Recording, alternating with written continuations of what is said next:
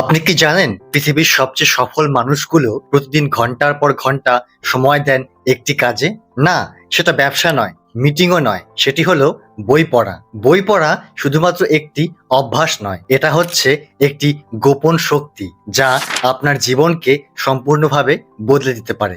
বই হচ্ছে এমন একটা মাধ্যম যেখানে আপনি কয়েক ঘন্টার মধ্যেই শিখে ফেলতে পারেন কারো পুরো জীবনের অভিজ্ঞতা। এমনকি একটি সঠিক সময়ে পড়া বই আপনার পুরো জীবনকে ঘুরিয়ে দিতে পারে। বই আপনার মানসিকতা বদলাবে, আত্মবিশ্বাস বাড়াবে, আপনি হবেন আরো আত্মসচেতন।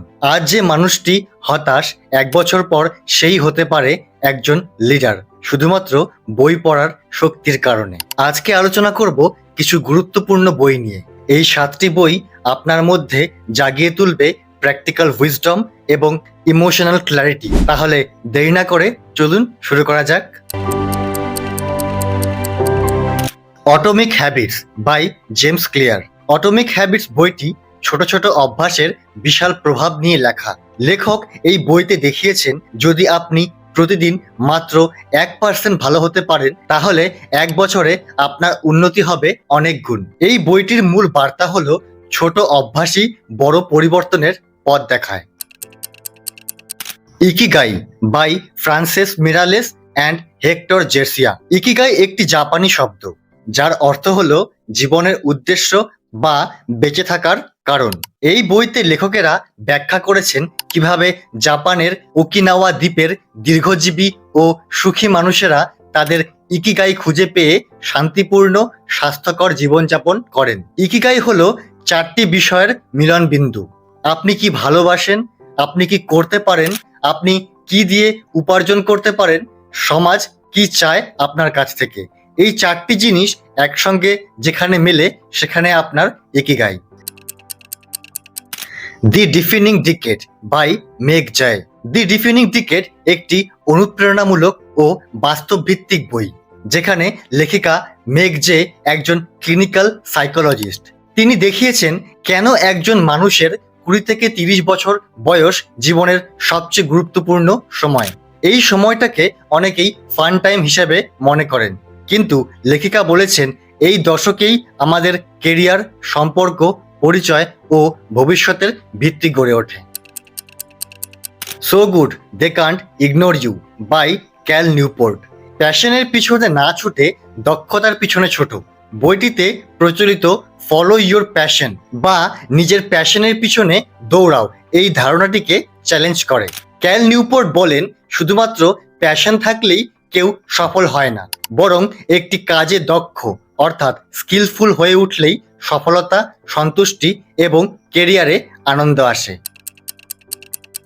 দি psychology of money by Morgan Housel. এই বইটির মূল বিষয়বস্তু হলো অর্থ, আচরণ এবং মানসিকতা। এই বইটি অর্থ নিয়ে আমাদের চিন্তাভাবনা, সিদ্ধান্ত এবং মানসিকতার উপরে আলোকপাত করে। লেখক বলেন অর্থ নিয়ে সফলতা জ্ঞানের উপর নির্ভর করে না, বরং মানসিকতার উপরেও নির্ভর করে। এই বইতে লেখক দেখিয়েছেন আপনি কিভাবে টাকা নিয়ে ভাবেন সেটাই সবচেয়ে গুরুত্বপূর্ণ।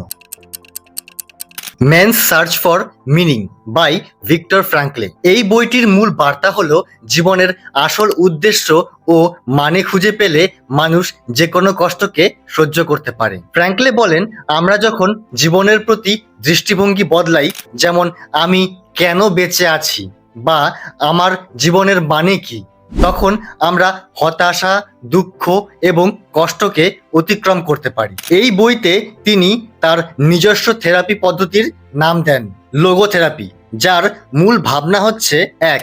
মানুষ জীবনের মানে খুঁজে পেতে চায়। 2. মানে খুঁজে পেলে মানুষ যে কোনো পরিস্থিতিকে মোকাবিলা করতে পারে। 3. আমাদের প্রতিক্রিয়া নির্ধারণ করে আমাদের ভবিষ্যৎ, পরিস্থিতি নয়। Dare to lead by Brene Brown. Dare to lead বইটি মূলত সাহসী নেতৃত্বের সম্পর্কে। ব্রেনি ব্রাউন এখানে দেখিয়েছেন কিভাবে একজন নেতা ভয় না পেয়ে সাহসিকতা ও মানবিকতা দিয়ে দলকে এগিয়ে নিয়ে যেতে পারে। সত্যিকারের নেতৃত্ব মানে হলো সাহস দেখানো, ভুল স্বীকার করা এবং নিজের দুর্বলতা মেনে নেওয়া। একজন ভালো নেতা কখনই নিখুঁত হতে চান না, বরং তারা খোলা মনে শেখেন, উন্নতি করেন এবং সম্পর্ক গড়ে তোলেন। ভিডিওটি ভালো লেগে থাকলে লাইক দিন। বইগুলির মধ্যে কোনটি আপনার ভালো লেগেছে কমেন্ট করুন। আর আরও নতুন নতুন কন্টেন্ট পেতে চ্যানেলটিকে সাবস্ক্রাইব করুন। Stay strong.